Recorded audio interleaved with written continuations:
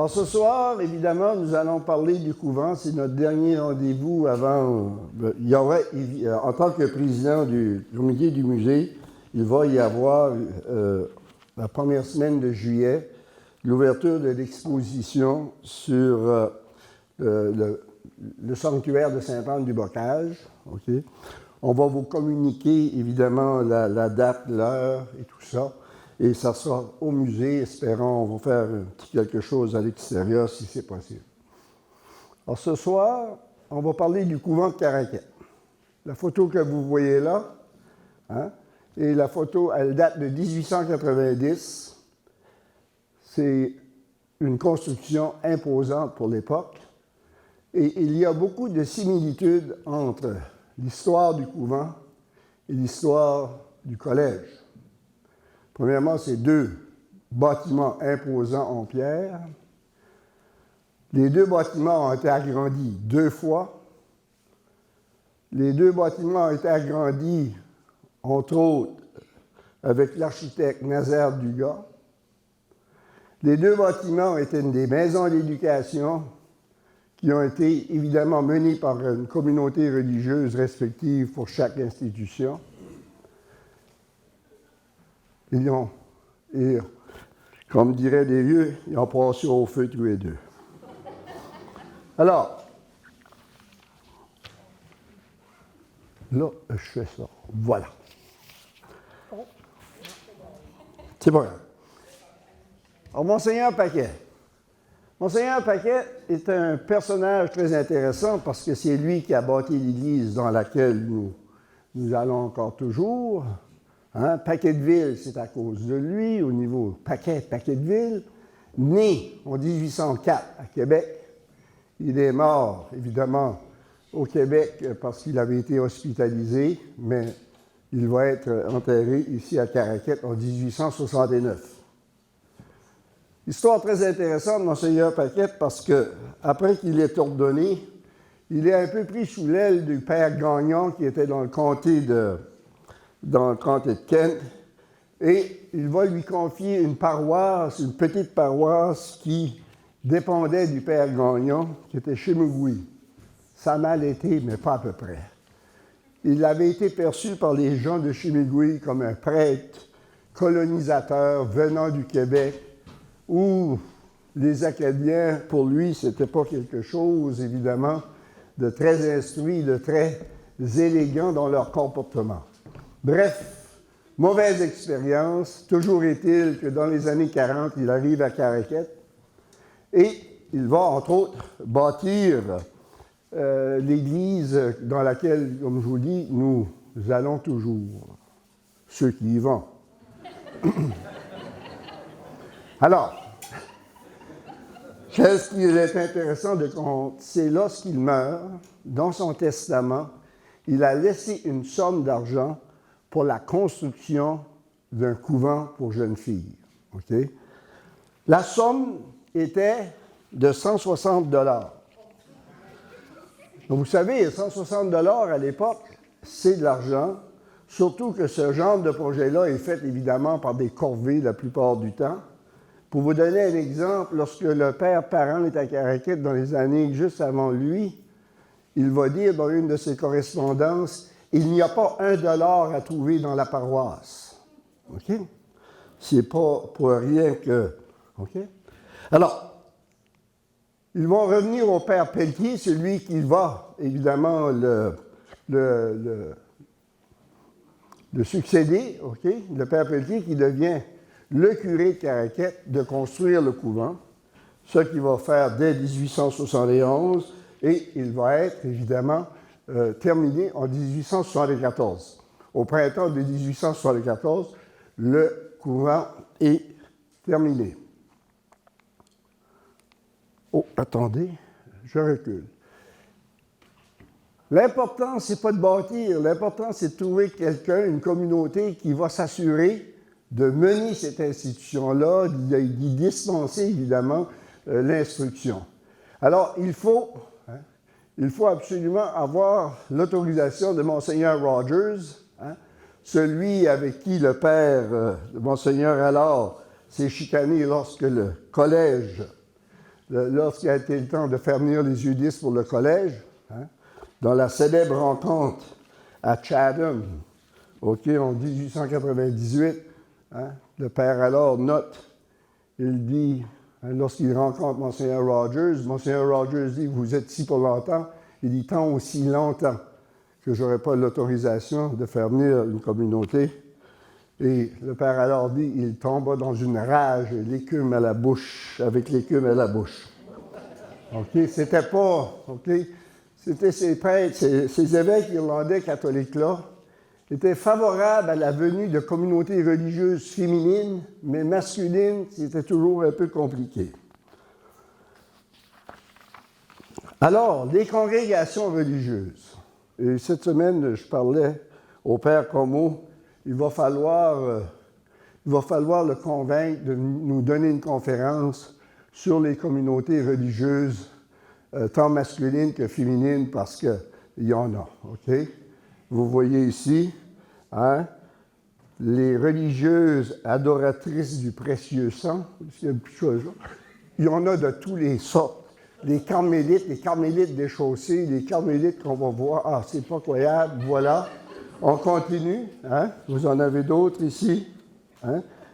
Les sœurs grises, hein, qu'on a bien connues évidemment au Québec. Hein? Vous avez aussi, hein, des Ursulines, hein? Les deux grandes communautés religieuses d'éducation. Ce sont la Congrégation Notre-Dame et les Ursulines. Hein? Et au niveau de la santé, mais c'est définitif que vous avez les Hospitalières de Saint-Joseph et vous avez les Augustines à Québec. Okay? Ça, c'est très important. Et, évidemment, la Congrégation Notre-Dame. Je n'ai pas la liste, je n'ai pas sorti la liste pour les communautés religieuses masculines, mais il y en a autant. Okay? Et, comme vous le savez, chez les féminines, vous avez les communautés dites d'éducation ou de formation. Vous avez les communautés dites caritatives, c'est-à-dire surtout les soins hospitaliers, les pauvres et tout ça. Et vous avez les communautés contemplatives, cloîtrées. Qu'est-ce qui est important avec la congrégation Notre-Dame? C'est la seule des premières congrégations venues, okay, qui est fondée au Canada, non cloîtrée.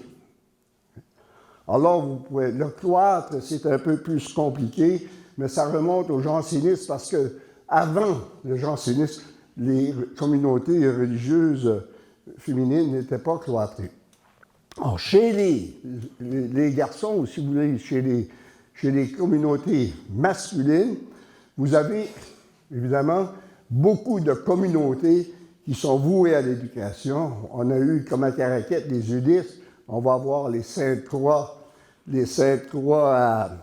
à Memramcook, hein, qui sont aussi encore très impliqués. C'est eux qui mènent l'Université Notre-Dame à South Bend, en Indiana, qui est célèbre à plusieurs égards, et surtout pour son football. Hein.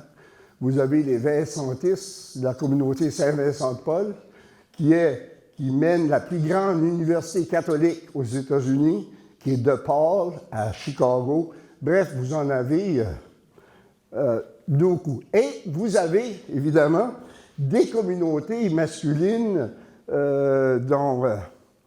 sont très rigoureux, très stricts, des cisterciens, qu'on appelle ici les trappistes, et leur pendant féminin, les trappistines.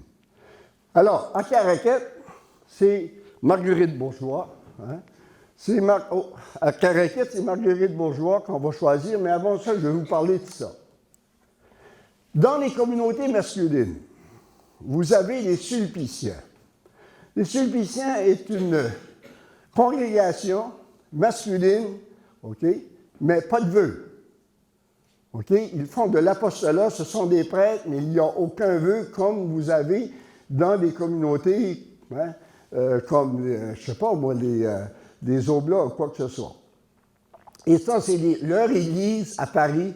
Si jamais vous allez à Paris, il faut aller voir cette église-là, qui est l'église de Saint-Sulpice. Deux clochers différents. C'est une église extraordinaire. Et parce qu'ils sont une communauté un peu différente, OK? il y a du monde qui a vécu dans cette église-là. Il y avait des familles qui vivaient là-dedans jusqu'à la fin du 19e siècle. Vous avez une célèbre fresque dans cette église-là, qui est la bataille de Jacob avec l'ange, d'Eugène de la Croix. Hein, une fresque, comme vous savez, c'est une peinture à l'eau peinte sur du plâtre qui n'est pas sec. C'est pour ça, fresque, ça veut dire à frais. Bref, c'est intéressant parce que les Sulpiciens ont été, les maîtres, si je me permets de dire ça, ils ont mené la seigneurie de Montréal de 1657 à 1840. Ils vont fonder le grand séminaire de Montréal. Bref, c'est une communauté très intéressante. Les archives des Sulpiciens, qui est près de la cathédrale Notre-Dame à Paris, est peut-être le dépôt d'archives le plus riche qu'il y a. Bon, un petit aparté. Marguerite Bourgeois. Marguerite Bourgeois est originaire de Troyes en France, née en 1620, et, pour faire une histoire vite et rapide, sa communauté va recevoir ses ordonnances canoniques en 1698. Mais ils étaient déjà en communauté auparavant, mais Monseigneur Laval va leur donner ça. Et là, ils arrivent, évidemment, à Caraquette. Et ça, c'est très intéressant. 3 religieuses arrivent à Caraquette. Ils partent de Montréal, début août 1874, sur le vapeur, le Québec, jusqu'à Passepébiac. Et là, à Passepébiac, le père Pelletier les attend. Les attend parce que là, il est là avec une goélette de pêcheurs de Caraquette pour les traverser ici. Et je vais vous lire, parce qu'ils avaient évidemment un journal, ces religieuses-là. Assises comme autrefois, Marguerite Bourgeois sur les toiles et les cordages, nous fûmes malades à nouveau. Ils avaient été malades de Montréal à Passepébiac. Imaginez-vous, lorsqu'ils embarquent dans une goélette, puis ils pognent un orrois, là, ça va mal, Enfin, vers 4 heures du matin, nous eûmes ce bonheur. Nous fûmes conduites au presbytère, où M. l'abbé Pelletier nous donnant une hospitalité digne de son grand cœur. Après quelques heures de repos, nous allâmes à l'église rendre grâce au Tout-Puissant. Alors, qui sont? Ils sont 3. La première s'appelle Sœur Sainte-Marie du Carmel. Son nom de fille, c'est Julie Artémise Pinault. Elle vient de Rimouski. Et a été, évidemment, elle a fait ses vœux perpétuels le 14 août 1866. Elle va passer 6 ans à Caraquette. Elle va mourir à Boucherville en 1892. Elle avait 60 ans. La deuxième est Marie-Catherine Dionne, sœur Sainte-Zénobie, 26 ans. Alors, imaginez-vous, là, vous êtes une femme de Montréal, vous avez 26 ans, puis vous l'endez à Caraquette, là, en 1874, dans une goélette. Non, mais il faut s'imaginer le sacrifice de ces femmes-là. Elle était née à Saint-Denis de Kamouraska, et elle va passer 10 ans à la Caraquette, et elle va mourir dans le comté de Charlevoix, dans un couvent. Vous savez, la congrégation Notre-Dame avait presque 500 couvents en Amérique du Nord. Pas 4 puis 5, près de 500. Et elle va mourir à 59 ans dans Charlevoix. La troisième s'appelle Annie Simpson. Annie Simpson est née le 15 décembre 1840 à Chelsea, en Angleterre. Elle va immigrer avec son père et sa mère, qui s'appelle Thomas Simpson. Sa mère s'appelle Agnes Kennedy. À Saint-Jean-du-Richelieu, elle a 4 ans lorsqu'elle émigre au Canada, va rentrer en congrégation en 1863, va faire ses vœux perpétuels en 1871, et lorsqu'elle arrive à Caraquette, elle a 33 ans. Elle va mourir le 3 avril 1903 à l'âge de 62 ans. Lorsque ces femmes arrivent à Caraquette, OK, le couvent est terminé, mais il n'y a rien dedans. Il est vide. Il n'y a pas de meubles. Alors, ils vont rester au presbytère pour un petit bout de temps. Et là, je vous dis, ils arrivent le 10 août, le 12, le 2 septembre.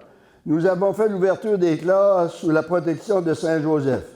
24 enfants furent présentés. Le 13 septembre, nous avons enfin reçu un poêle hier, avec beaucoup d'émotion, de joie, car il nous tardait d'être entièrement chez nous. OK?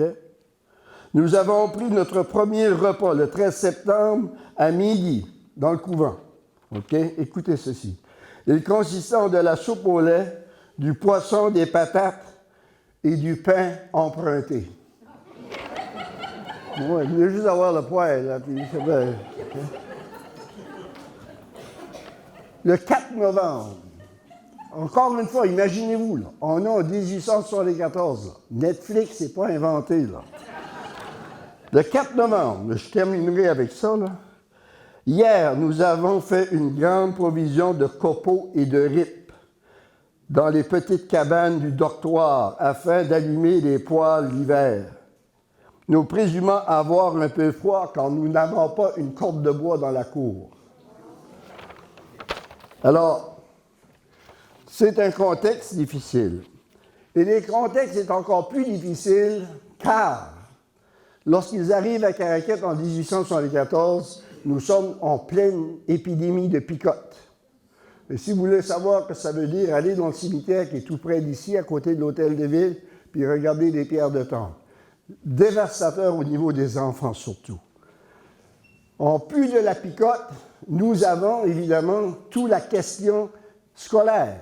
Okay? Le père Pelletier, depuis 1873, depuis 1 an déjà, hein, il y a des assemblées dans l'Église, on n'a pas de salle paroissiale à l'époque, hein, dans l'Église où on vote des motions, où on veut contester cette loi-là. Et évidemment, après le 15 janvier 1875, hein, une religieuse, une des religieuses va écrire dans le journal du couvent, « Hier, monsieur le curé nous a fait la lecture d'une lettre qui n'était guère jolie à entendre.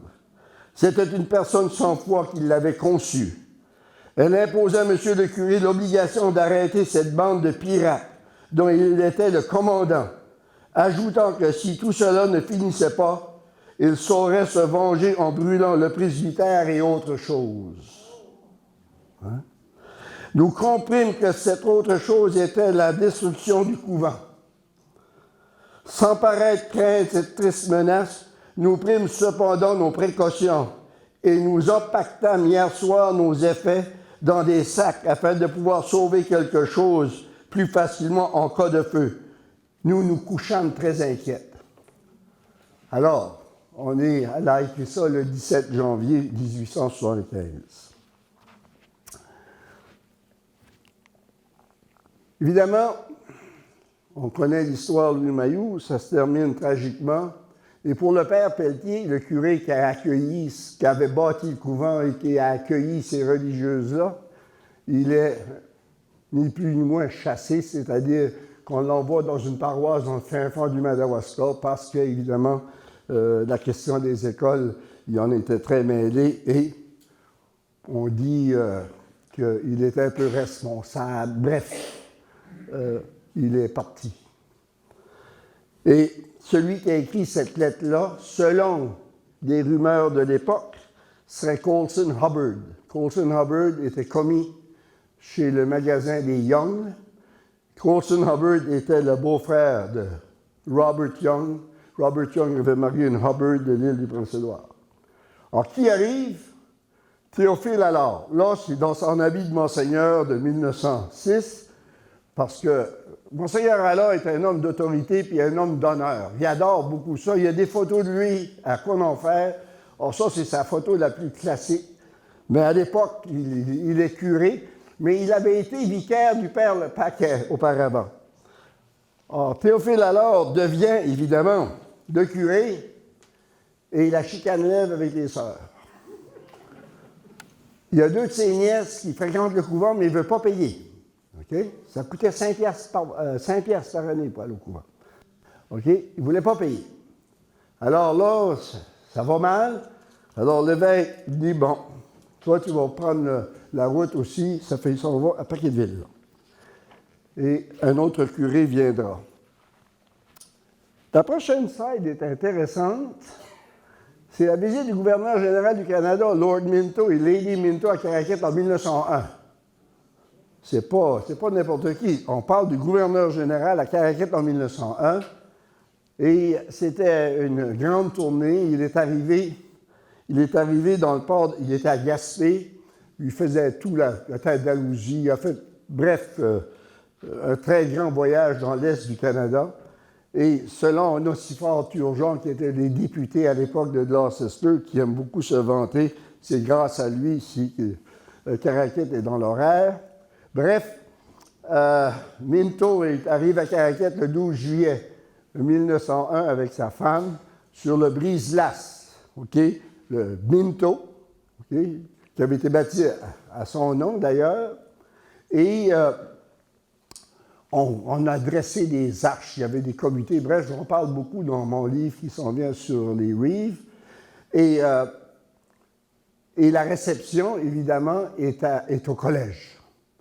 Et après la réception au collège, on va traverser au couvent. Et au couvent, Lady Minto va faire un discours en français, s'il vous plaît. Okay. On continue. Premier agrandissement en 1905, okay, par Nazaire Dugas. Et là, évidemment, pour ceux qui ont connu le couvent, là, quand on rentrait sur la galerie, on rentrait dans la salle. Là, okay? Puis il y avait des petites salles pour les pianos et tout ça, avec une estrade. Alors, vous avez le couvent avec, évidemment, le clocher, hein, pour la chapelle et tout ça. Et vous voyez le style des trois mansardes, la petite chapelle du couvent, OK? Mais vous voyez, l'agrandissement du collège avait suivi, celle du couvent a suivi celle du collège, et c'est le même toit, hein, c'est le même architecte avec, évidemment, le même dessin. Alors, vous avez ici une très belle photo du couvent, du collège, de l'église. Vous savez, en 1910, Caraquette est un haut lieu d'éducation. C'est peut-être une petite paroisse, mais c'est un haut lieu d'éducation. Okay? Et lorsque, par exemple, on veut agrandir le collège en 1905, Monseigneur Allard part, évidemment, en tournée, et même Wilfrid Laurier va contribuer, je pense que c'était 5 piastres à l'époque, pour le fonds de la construction du collège. J'ai pris cette photo-là à cause des vaches aussi, parce que le collège et le couvent, évidemment, avaient une ferme. Hein? Et moi, je me souviens, j'étais très jeune, mon père faisait les foins pour le couvent, et c'était le père Ivano Landry qui était le manager de la ferme du couvent. Okay? Et sa maison est une maison jaune qui était de ce côté-là du couvent. Et ouais, c'était toute une époque. Bon, voilà, on continue.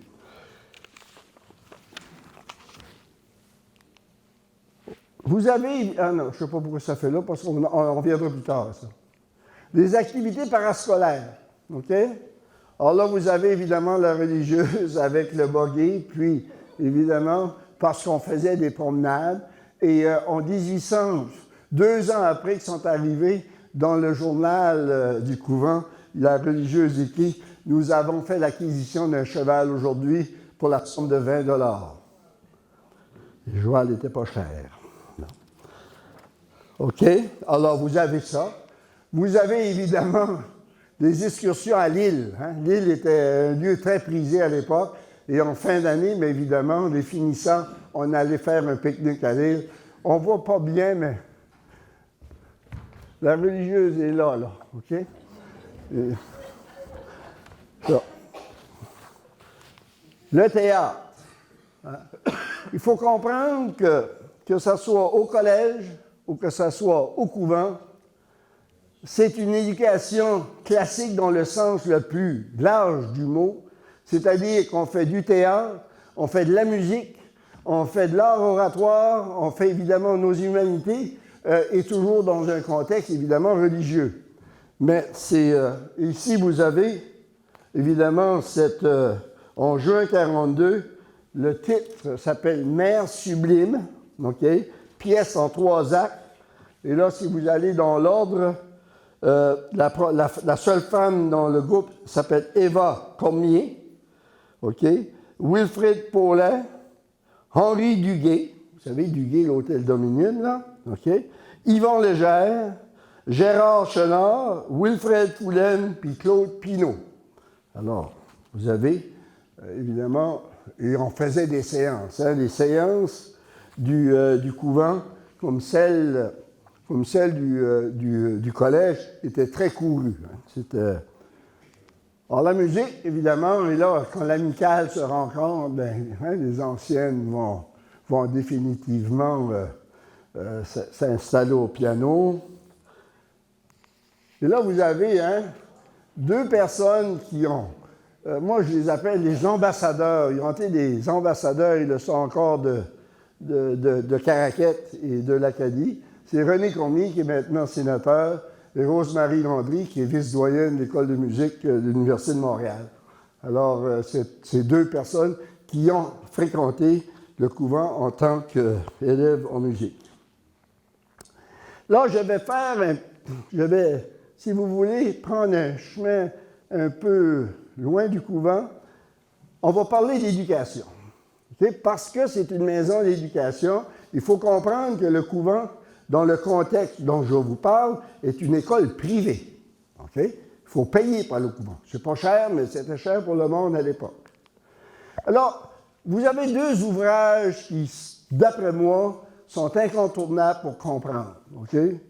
Comment est-ce que l'éducation s'est développée au Canada, au Nouveau-Brunswick? The Development of Theory and Practice for Education in New Brunswick de McNaughton, qui parle du début de la province jusqu'en 1900. Okay? Ça, c'est vraiment un ouvrage très important pour comprendre. Et le deuxième, c'est Marie-Esther Robichaud. Et ça, c'est le meilleur livre, OK? C'est le meilleur livre que Landry a écrit, tant qu'à moi, il en a écrit beaucoup. Mais ce livre-là est extraordinairement bien, OK? Parce que c'est pas juste une biographie d'Esther, parce qu'Esther, elle incarnait, si vous voulez, si vous l'avez connue, elle incarnait tout le ministère et tout ce développement. Moi, je me souviens, en 3e année, la maîtresse dit, la surintendante s'en vient. Et Seigneur, elle avait une toque, hein? Je ne sais pas si vous vous en souvenez. Comment? On ne respirait pas. Mais moi, j'étais gaucher. Écrire plus mal que moi, d'après moi, il fallait que tu allais dans un zoo. Il n'y a pas de bon sens. Puis là, elle passait, puis elle vérifiait les cahiers. Hein? Ah là, j'ai dit, je vais mourir. Mais j'ai survécu. Alors, dans ce livre, okay, de M. Landry, okay, Nicolas, il est écrit ceci. Et c'est là qu'on voit, okay, il ne faut guère se surprendre que la province cherchât à revitaliser, à moderniser son système d'éducation. À l'époque, en pleine crise économique, on parle des années 30 ici, okay, les écoles rurales font face à une véritable hécatombe financière. Écoutez-moi ça, là. Les taxes scolaires varient de 7 $ à 75 $ pour chaque 100 $ d'évaluation. Okay? Bernard me disait que son père, les taxes, il ne payait pas ça, lui. Je ne sais pas quoi c'est. Des écarts tout aussi flagrants existent dans la qualité de l'éducation, résultant de la grande fluctuation dans les qualifications des enseignants et des enseignantes. OK? Je perpétue. On prescrit à grands cris le remède de centralisation pour la création d'unités de comté. Les choses évoluèrent lentement. Écoutez ceci. En 1940, 1360 des 1560 districts scolaires, il y avait 1500 districts scolaires dans la province. Là. OK? OK, repose toujours sur une école d'une seule pièce. OK? Bref, sur 1500 conseils scolaires, il n'y avait que 200 écoles qui avaient plus d'une pièce. Pour vous donner un exemple, ma belle-mère enseignait à Pourchaudy. Conseil scolaire 1,5. Parce que c'était petit, 1,5. 125 piastres par semestre. Payable à la fin du semestre et à Noël, pas d'argent pour le payer. Non. Et elle me disait que le matin, le lundi matin, avec un des grands, c'était de 1 à 8e année dans l'école, avec un des plus grands, elle partait à 7 heures et elle passait sur son garçon, son petit gars, parce que c'est son père qui faisait le bois avec un traîneau, puis il halait le traîneau, puis ils allumaient la truie pour la journée. Pas d'argent pour le payer. Alors, je parle de ça parce que, faisons le compte. En 1940, une école à Pourchaudy, une école à Montréal-Offus, une école à Bas-Caraquette, une école à Bas-Caraquette, après ça, Middle Caraquette, supérieur annexe, supérieur, Le Couvent, Pointe-Rocheuse, OK? Saint-Jean-du-Bocage. Ça fait des écoles, hein? Alors, voilà. Ça, c'est l'école de Saint-Anne-du-Bocage. OK? Et une classe de Saint-Anne-du-Bocage. OK? École de Pointe-Rocheuse. Et là, c'est intéressant parce qu'il faut que je vous parle de ça. L'école de Pointe-Rocheuse a été bâtie dans les années 30 et Martin Légère, qui était un peu dans tout, et surtout dans les années 40, il devient, OK? C'est inconcevable que ces enfants ne seront pas enseignés par des religieux. Et en 1949, l'école de Pointe-Rocheuse devient une succursale du couvent, avec les religieuses comme enseignantes. OK? Il faut y faire. Et vous avez ici, je ne sais pas, Gabrielle Légère, hein? OK? Puis avec Sœur, OK? Sœur Saint-Augustin, qui était une Blanchard de Blanchard-Settlemont, qui m'a enseigné mon 7e année. Mais regardez, hein? Ça, c'est le couvent. On va retourner à ça. OK? Non, mais je ne porte pas de jugement, là. Mais, OK? This is it. OK? On continue. L'orchestre de Pointe-Rocheuse. OK? Il n'y avait pas d'orchestre là. OK? Mais tu sais, on a tout passé à travers de ça pareil. Là. Mais c'est juste pour vous dire. Hein? C'était... OK? Et en 1947, 2 ans avant que l'école de Pointe-Rocheuse devienne succursale, le couvent est agrandi pour une 3e fois. Vous voyez la partie blanche. Et là, OK, l'école élémentaire, OK, va devenir une école publique, et donc le système d'éducation. OK? Et ça, c'est très important.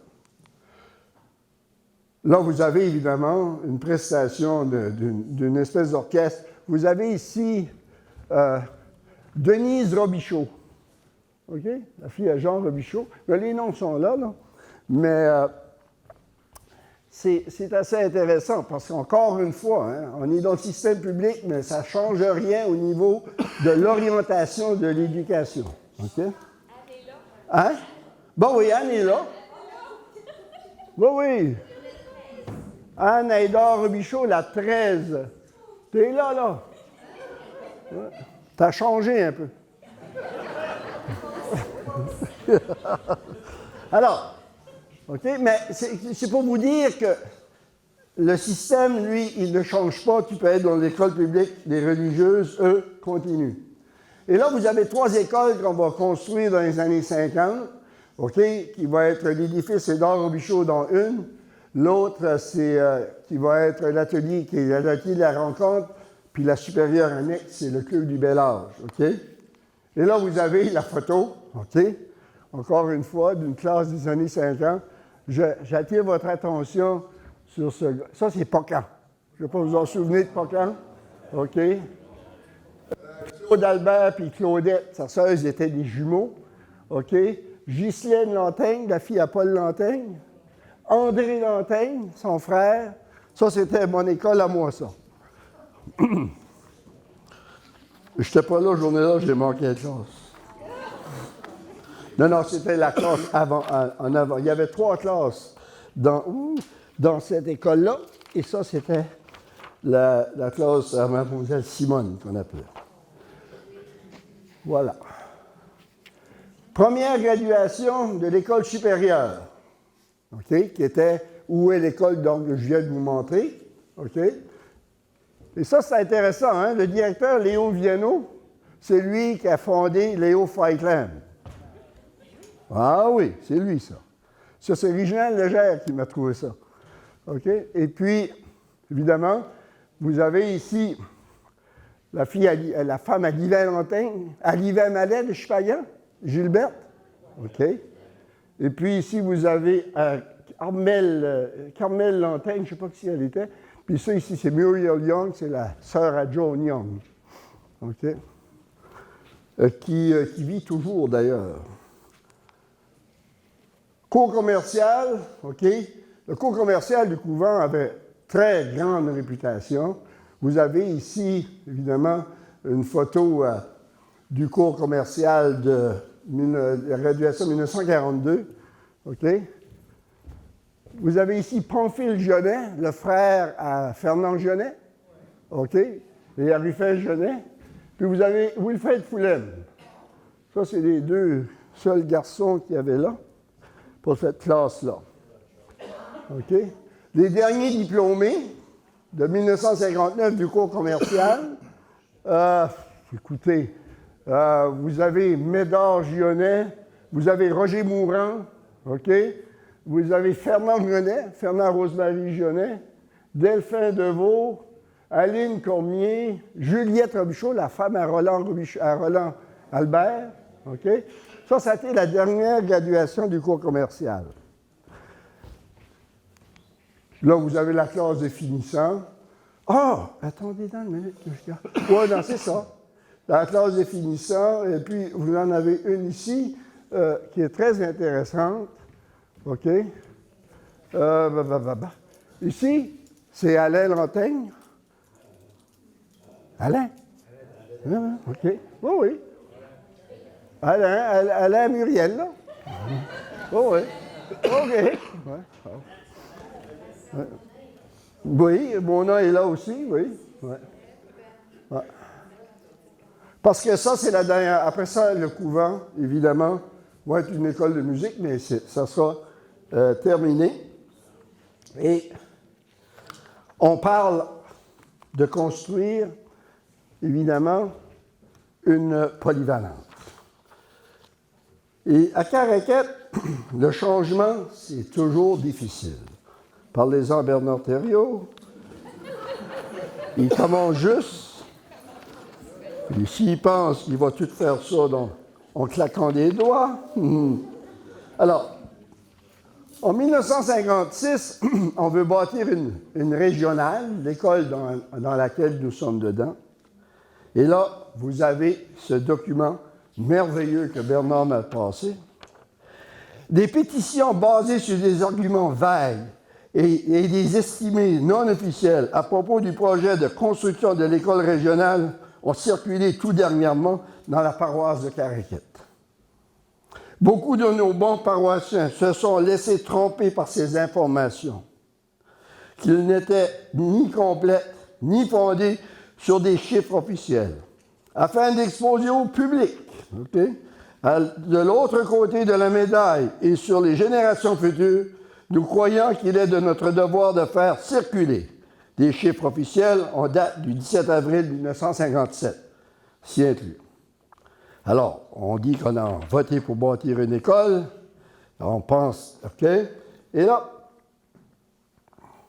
on dit ceci. OK? C'est un très long document. Hein? On dit ceci. Les enfants qui voudront faire leur cours classique pourront sauver de 3 à 4 ans de collège. En 1 an de collège coûte actuellement près de 600 $. Le transport de tous les élèves de grade 7 à 12, commercial, art et métier, ne coûtera absolument rien. OK? On dit ceci.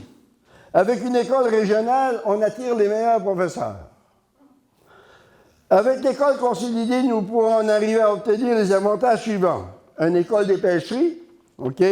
Une école spécialisée dans les arts et métiers, une école expérimentale pour les pêcheries, le tout entièrement payé par le fédéral et le provincial. On verra que l'école des pêches va recommencer, mais ça sera un petit peu plus tard. Tous les arguments, OK? On continue, OK? Les arguments, OK? L'école régionale, comme le démontre le tableau annexe, n'augmentera les taxes que de 5,3 cents par 100 $. OK? C'est-à-dire que celui qui a une évaluation de 2 000 $ ne paiera que 10,60 $. Bon. Puis là, une enquête a montré le payroll, etc., ça ne finit plus. Et là, évidemment, c'est le clou, c'est le budget. L'école, la construction de l'école est évaluée à 464 000 $. Mais là-dessus, nous avons une subvention de 200 quelques mille $. Et c'est la salle paroissiale. On avait détruit la salle paroissiale et le gymnase de l'école devenait la salle paroissiale. Et moi, je me souviens, lorsque Jean-Guy Robichaud, jeune gradué de UNB, arrive comme professeur d'éducation physique à Caraquette, puis il nous voit dans le gymnase en train de danser, puis il a dit, quoi ce qui se passe ici? OK, on ruinait un plancher de bois franc, là. C'était un gymnase, c'est des espadrilles, puis, hein? En tout cas. Et ça a donné, évidemment, l'école qu'on connaît, qui aujourd'hui est le centre culturel. Qu'est-ce qui est important? Martin Légère, encore une fois, va s'assurer que la direction de cette école-là sera aux mains des UDistes. C'est pour cette raison-là qu'on a eu le père Poirier, vous vous en souvenez, qu'on a eu Gustave Le Gradé, et ça a pris quelques années plus tard pour que ça devienne des laïcs. Et les religieuses, les religieuses seront des enseignantes, et le cours commercial sera mené par les religieuses. Martin avait évidemment une très grande admiration pour ces femmes et pour la qualité de leur éducation. L'amicale, là, je me suis peut-être fourvoyé en 2 photos. Il y a le comité organisateur des fêtes, mais ça, je pense, c'est l'amicale. Non? C'est le comité de centième. Comme ça, c'est l'amicale. Ah, voilà. Alors, évidemment, en 1933, on va fonder l'amicale, qui va être, évidemment, une organisation qui va être très dévouée par rapport au couvent. Et en 1974, ils vont faire des fêtes du 100e anniversaire. Et les fêtes du 100e anniversaire étaient échelonnées sur des événements, au moins un événement majeur par mois, sur 8 mois. Donald Lacroix est ici ce soir? Ah. Il était le 4e événement. OK? OK. Donald Lacroix, un ancien fait partie de la programmation échelonnée sur plusieurs mois. Et voilà, on continue. On arrive fini. Bon. Voilà. Alors, en 67, les religieuses, la chorale, OK, est invitée, ils participent au choralie de Trois-Rivières. Et tant qu'à y être, ils vont chanter, OK, au pavillon de Terre des Hommes à l'Expo 67. Encore une fois, il faut le faire. Hein? C'est quelque chose d'assez impressionnant pour moi. L'œuvre se continue. Hein? Vous avez ici Lise Légère et Marjolaine Hébert avec sœur Colin. Hein? C'était un concours provincial pour l'armistice. C'est ça. Omer Robichaud était le président de la Légion. OK? Succursale 56. Hein? Oui, c'est Albini. Mais c'est assez intéressant. Hein? Ils avaient toujours ces concours-là. À l'école de Pointe-Rocheuse, OK, une année, à l'école de Pointe-Rocheuse, voyons, Léonard Légère, Léonard Rosemond, là, et, oui, Léonard Légère et son frère Jean-Maurice, OK, vont tous les deux être récipiendaires d'un prix provincial de 15 $ chaque, OK, pour composition ou quelque chose. Évidemment, les religieuses, ils étaient très friands de ces concours-là, puis d'enregistrer les enfants pour que ça marche. Et on me dit que dans le cas de Léonard, le 15$, il l'a encore. Faudra checker avec Rosemont.